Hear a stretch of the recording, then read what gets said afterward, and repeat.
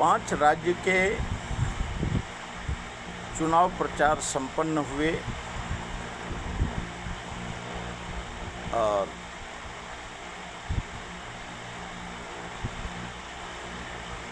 Waste Bengal में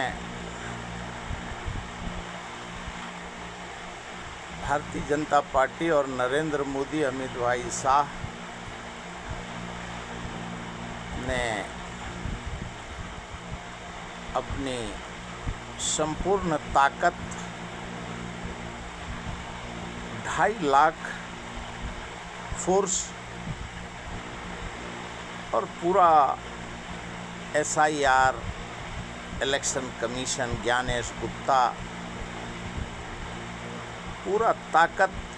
waste Bengal में आज महीनों दिन से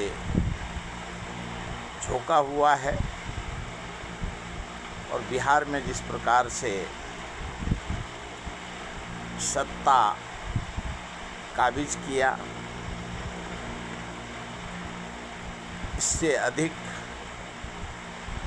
SIR नाम काटे गए, जोड़े गए, इलेक्शन हुए, पैसे बांटे गए, जो आरोप विरोधी पक्ष लगाता है और वही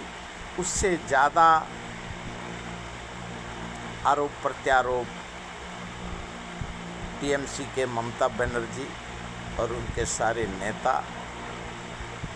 और ये इलेक्शन एक प्रकार का वेस्ट बंगाल का मोदी और शाह के लिए एक प्रेस्टीज इशू बना हुआ है। ममता बनर्जी ने जो साफ कहा कि ये election commission versus West Bengal का जनता और TMC लड़ रहा है, क्यों भारतीय जनता पार्टी से ज़्यादा इलेक्शन कमीशन अपने सारे संवैधानिक पद का दुरुपयोग करके ये इलेक्शन करा रहा है और कराया। और आज जो अंतिम फेज में इलेक्शन संपन्न हुए और अब इलेक्शन का रिजल्ट 4 मई को आना है और अभी जो मीडिया बता रहा है अनुमान के हिसाब से इनको इतना सीट आया, इतना आएगा इनको, वैसे मीडिया कभी कभी झूठी भी साबित हुई है और कभी सही भी हुआ है। लेकिन कुछ दिनों से और सालों से जो EVM का दौर है, पेगासस का दौर है और VVPAT का दौर है, पाड़ू का दौर है और इलेक्शन कमीशन का दौर है, इसमें अंदाज लगाना मुश्किल है। लेकिन जो वहाँ के देश का अर्थव्यवस्था, बेरोजगारी, पूरे वैश्विक स्तर पे बेरोजगारी बढ़ा हुआ है और West Bengal versus election commission जो वोट हुआ है 90%, 95%, 99% वहाँ के जनता ने वोटिंग किया है और जो अनुमानित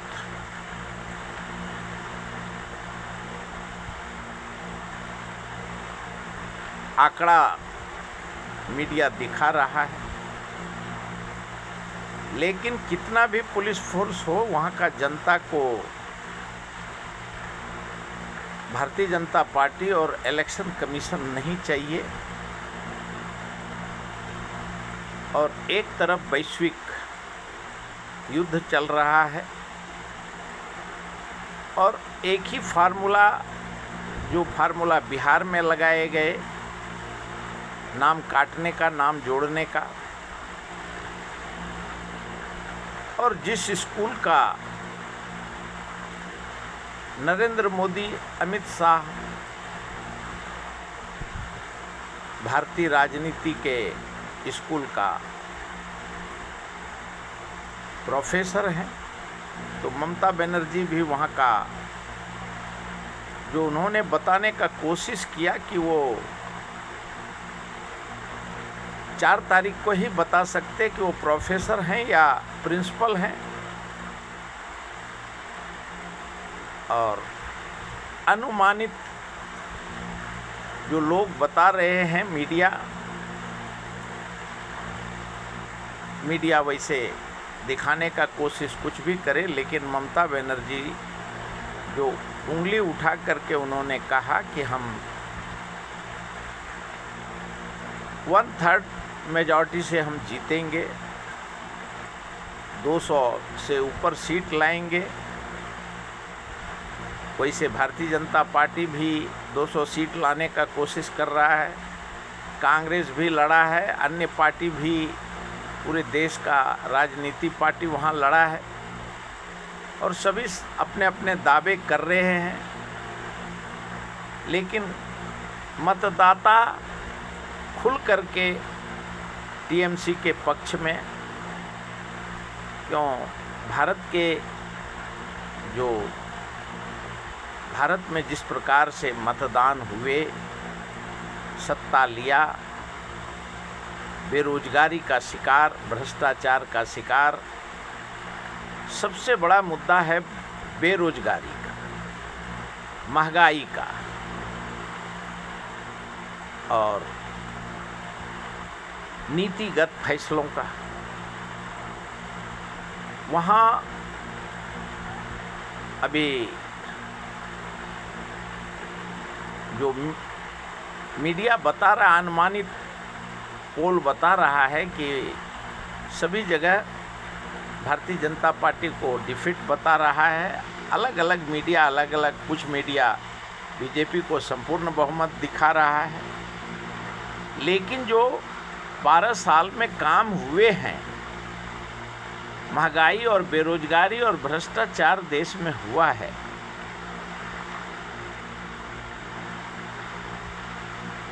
सत्ता परिवर्तन होने के राह पे भी था। लेकिन जिस प्रकार से वैश्विक स्तर पे अदृश्य और दृश्य हैं, उसके ऊपर जनता को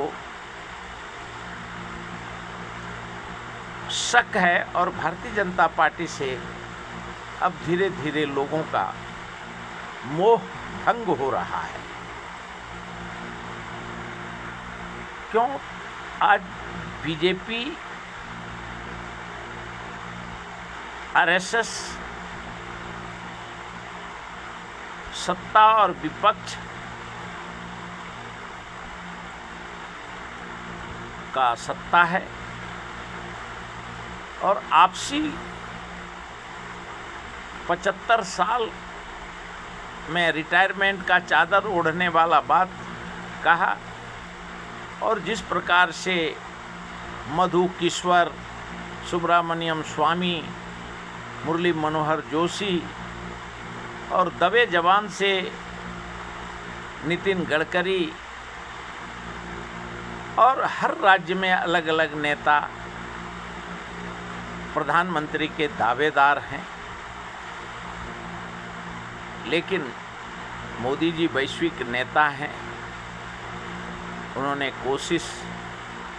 किया, और उनके साथ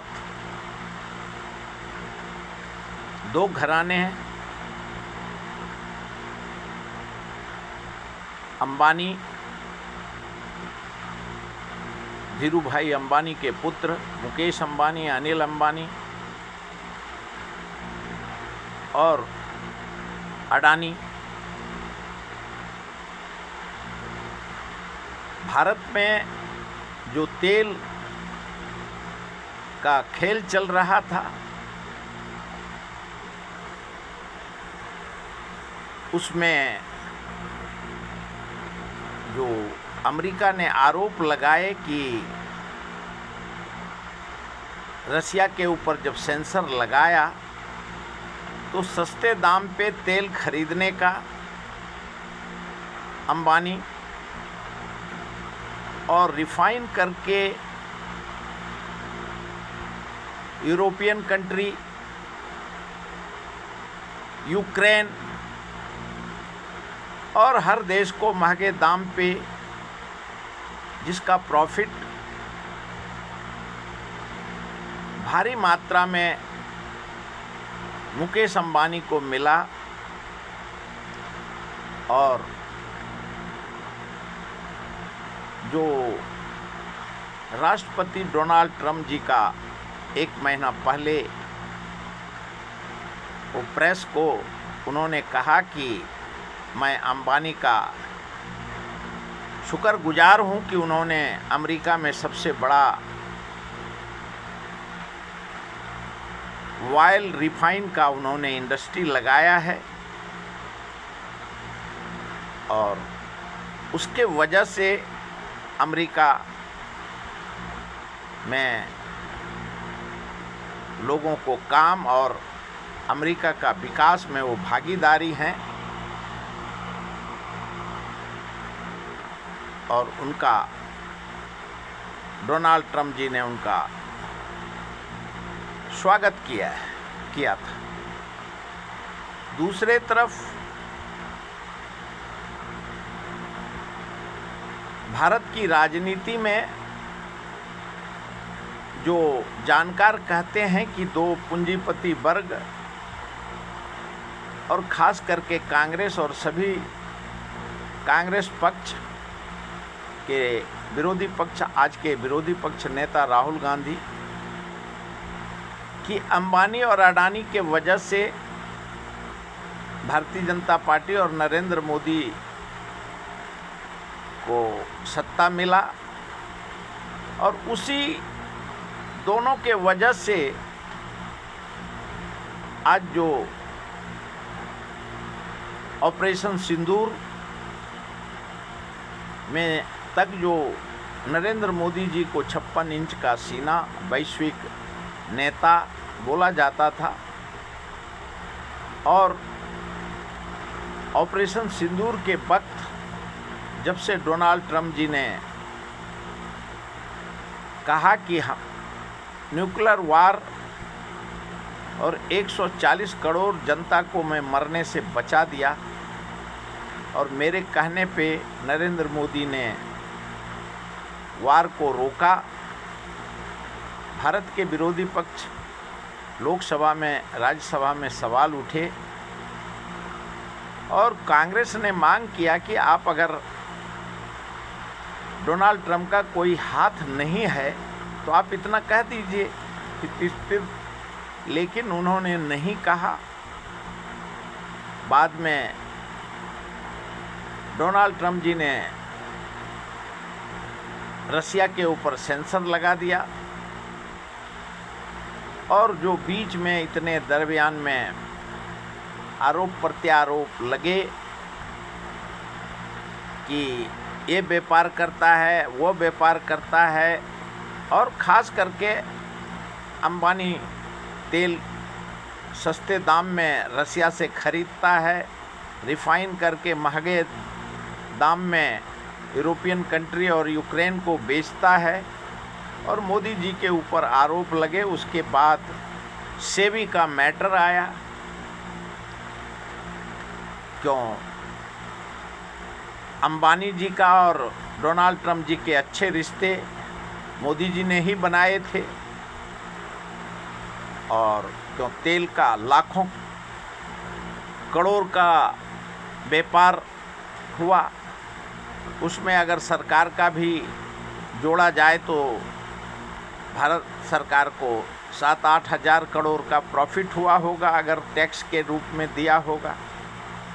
लेकिन जो लाखों करोड़ का फ़ायदा मुकेश अंबानी जी को हुआ, आंकड़ा उनके पास होगा और या तो भारत सरकार के पास, क्योंकि कितने सालों से जो सस्ते दाम में क्रूड ऑयल लिया जाता था और उसको रिफ़ाइन करके भारत सरकार के नाम पे बेचा जाता था, तो प्रॉफिट और लॉस तो ये दोनों बता सकता है। लेकिन जो खटका है, सेबी का मामला उठा, फिर अडानी जी के पावर प्रोजेक्ट में जो धोखाधड़ी हुआ, उसके बाद वारंट निकला, फिर सालों से अंबानी और अडानी के ये आपसी रंजिश के वजह से जो अभी समझा जा रहा है या जो अभी सामने आएगा, ये दोनों मुख्य कारण होंगे कि इनकी लड़ाई का वजह से मोदी जी जो 56 इंच का सीना लेकर के चलते थे और जो भारत के विरोधी पक्ष नेता आरोप लगाते हैं कि नरेंद्र मोदी का इमेज बनाने में भारत का लाखों करोड़ रुपया खर्चा हुआ और हमारा कांग्रेस का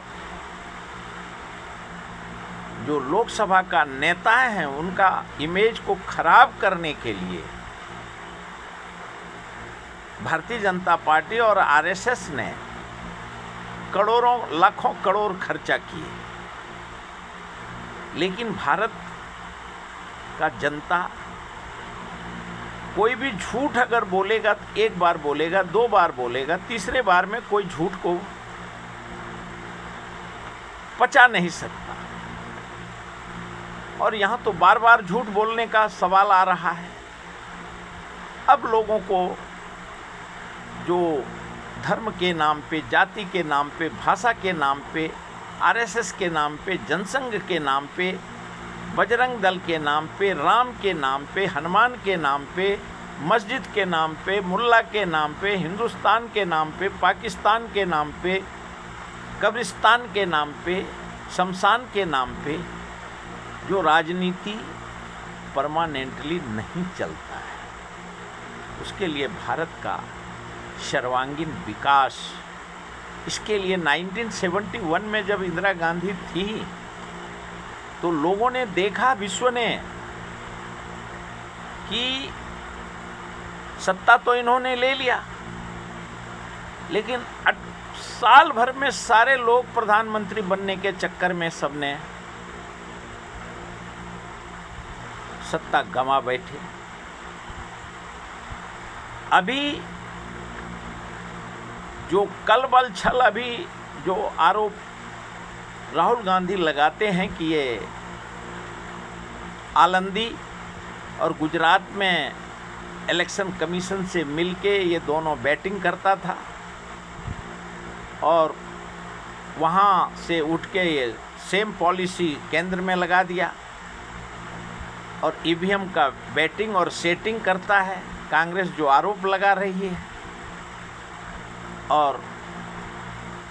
जनता को अब अविश्वास हो गया है कि ये वोटिंग निष्पक्ष नहीं है और हर इलेक्शन में अलग अलग तरीके का, पहले भ्रष्टाचार, पहले भ्रष्टाचार, 2 करोड़ नौकरी, वीआईपी कल्चर ख़त्म करेंगे, दूसरे बाल में पुलवामा का वजह से वार करा के और झूठे जो कांग्रेस आरोप लगाता है कि ये कहाँ से आरडीएक्स आया, तो उसके ऊपर इलेक्शन जीता। तीसरे बार एसआईआर और ईवीएम सेटिंग करके इलेक्शन जीता। अब जनता को, क्योंकि एक बार कोई भी इलेक्शन जीतने के बाद जनता को न्याय, महंगाई, बेरोजगारी जब पड़ता है, क्यों जो बोल के आए थे वो तो सब उल्टा ही किया, जैसे हिटलर ने किया था। तो उसी प्रकार से जो आरोप लग रहे हैं, अब अंबानी और अडानी की सुपरमेसी के वजह से जो अमेरिका का डोनाल्ड ट्रंप जी, रसिया भारत का पुराना मित्र है, नेहरू गांधी के समय से सोवियत संघ का दोस्ती है और ईरान से भारत का पहले से दोस्ती है, अमेरिका से दोस्ती है। व्यापार नीति और उससे वो अमेरिका को इंदिरा जी बोलती थी, अमेरिका हमारा दोस्त हो सकता है, अमेरिका हमारा मालक नहीं हो सकता है। और जो 1 साल से जब से सेकेंड टर्म में डोनाल्ड ट्रम्प राष्ट्रपति बने, तो जिस प्रकार से रेमडेसिविर के लिए कोरोना काल में रेमडेसिविर भेजो, नहीं तो अभी डेड इकोनॉमी, मैंने समझौता कराया, शेंग डेंग, और जितने बार सवाल किए अमेरिका ने उसका कोई जवाब मोदी जी ने नहीं दिए। उसके वजह से पूरे भारत का 140 करोड़ जनता को जिस प्रकार से सत्ता सौंपा था भारतीय जनता पार्टी आरएसएस को, सबका मोह भंग हो गया और आज पूरा देश बेरोजगारी का शिकार है, अंबानी और अडानी का शिकार है। अब वहाँ जो अंबानी का गुजरात में जंगली जानवर को वहाँ बनतारा बनाया है, उसमें सारे विदेश के जानवर रखे गए हैं। भारत में जब एक झाड़ काटने के लिए एनजीटी का एक्ट है, तो जनता अगर नहीं काट सकता है एक झाड़, तो अंबानी, अडानी या कोई भी नरेंद्र मोदी,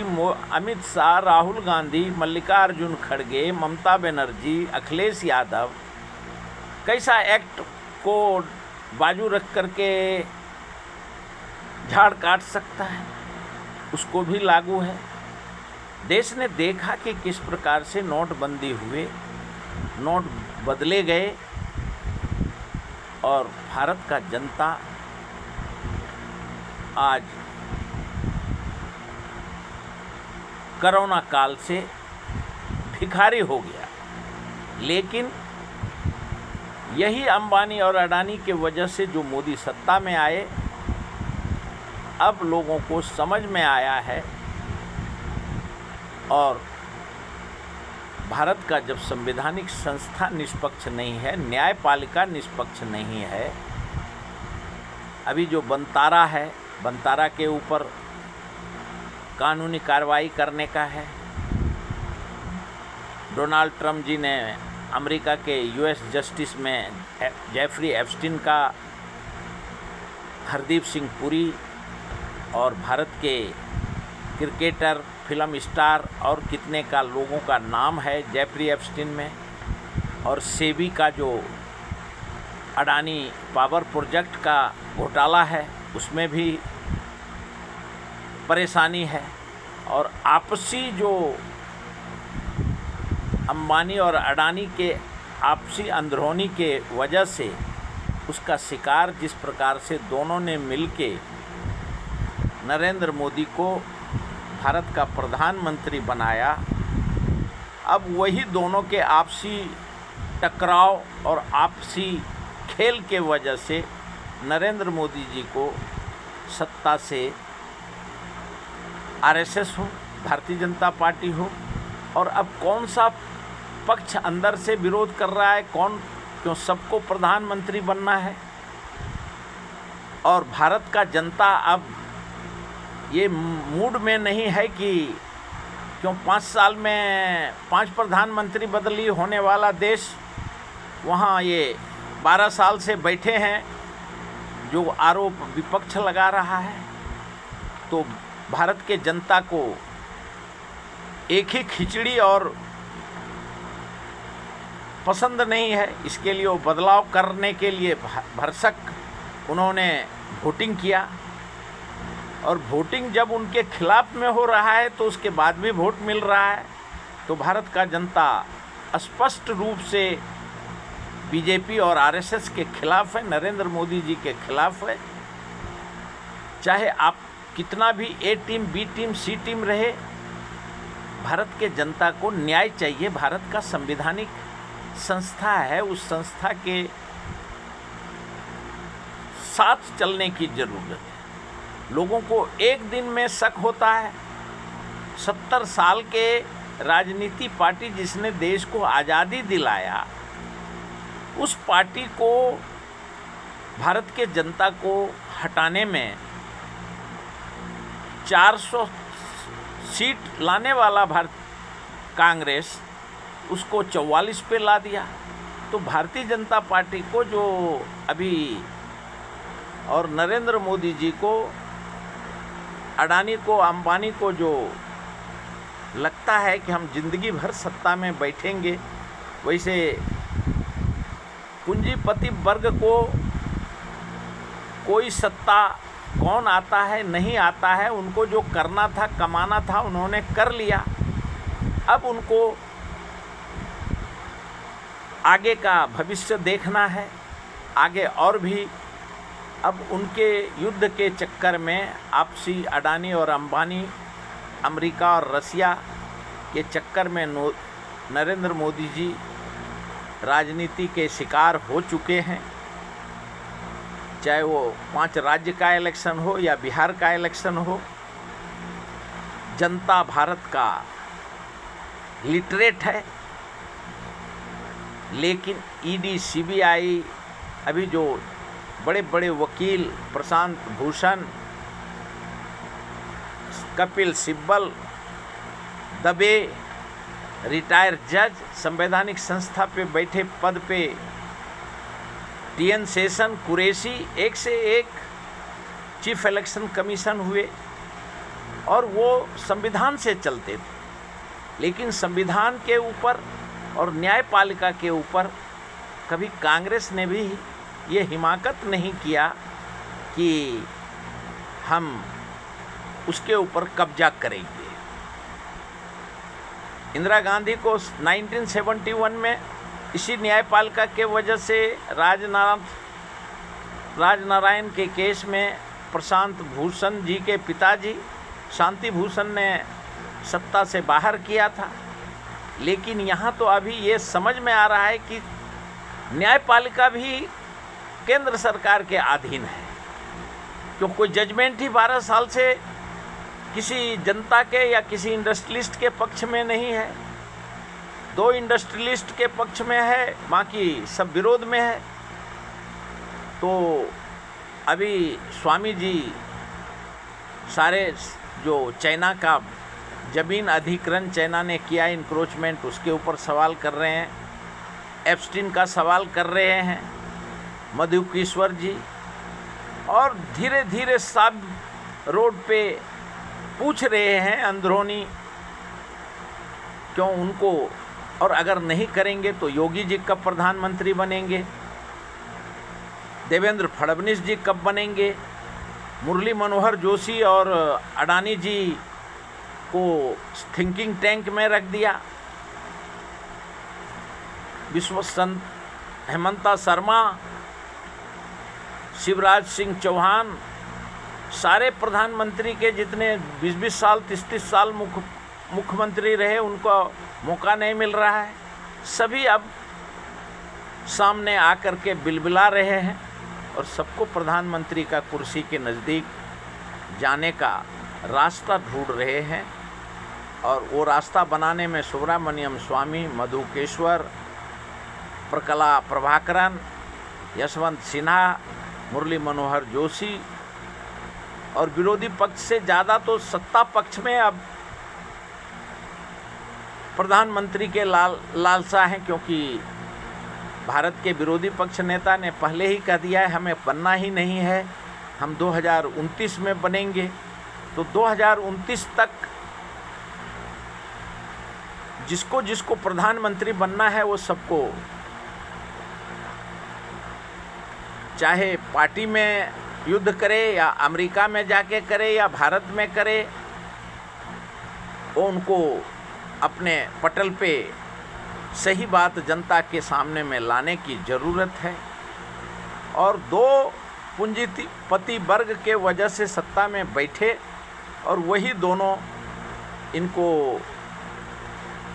मोदी जी को हटाने में भी उनकी मुख्य भूमिका होगी। और मोदी जी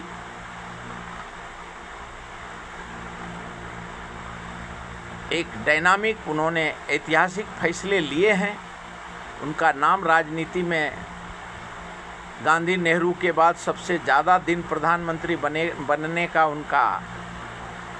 रिकॉर्ड रहेगा भारत में। और ये दोनों के वजह से आए अंबानी और अडानी, और ये जाने का भी मुख्य कारण वही होंगे। आज तक इतना ही।